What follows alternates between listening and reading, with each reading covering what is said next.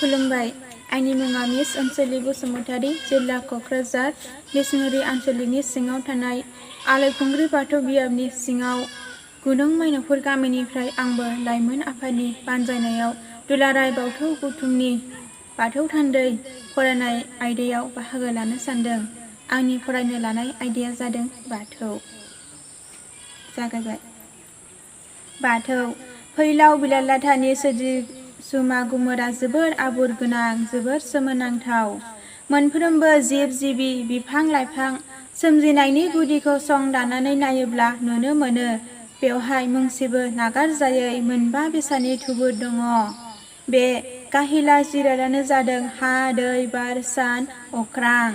जोंनि बयनिबो देहाया हानिफ्राय सोमजिनाय, आदारनिफ्राय महर सोलायनाय सोदांनाय महर। गोथां बेसादजों नुजाथिनाय गासैबो महरा बेनि सायावनो सोनारो।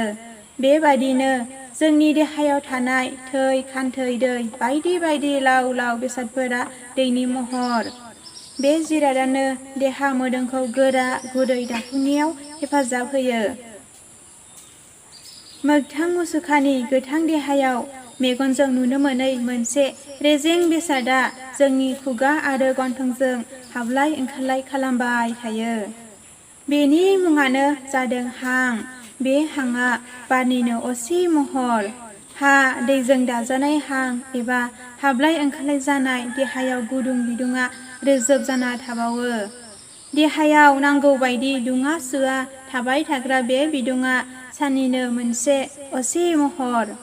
बे बिदुङा नांगौनि एसे बारा जायोब्ला रावनिबो देहाया थांना थाया, थैयो।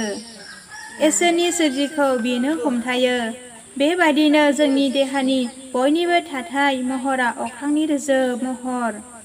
बयनिबो देहानि महरखौ लासै लासै फुदिलांबाय थायोब्ला बे जोबनायाव बिन्दो महराव थाहैगोन।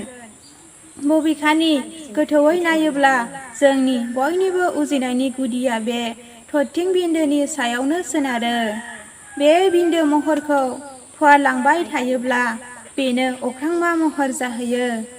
बे गासै बिथिंखौ गोथौयै बिजिरनानै नायोब्ला नुनो मोनो गमामायै हा, दै, बार, सान, अख्रांनि बबेबा मोनसेखौ नागारनानै जेबोआनो सोरजिजानो हाया।